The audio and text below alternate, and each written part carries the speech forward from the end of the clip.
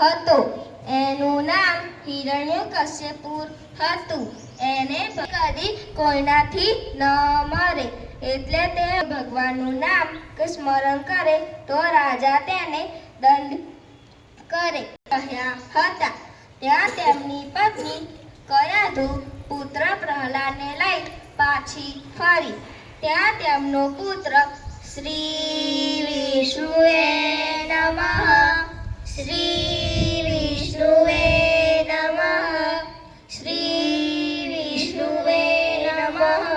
પુત્રના ત્રણે લોકનો સ્વામી હું જ છું, હું જ ભગવાન છું. માટે મારા નામનો જય જયકાર કર.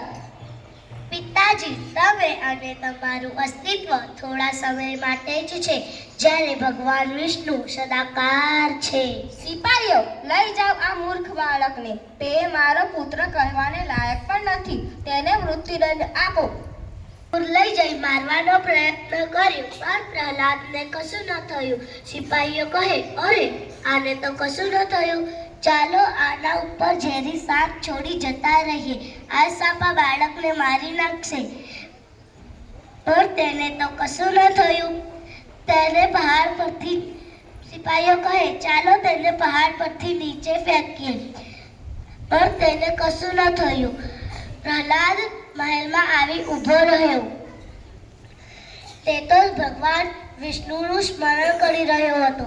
શ્રી વિષ્ણુએ નમઃ, શ્રી વિષ્ણુએ નમઃ. પ્રહલાદને કઈ ના થઈ.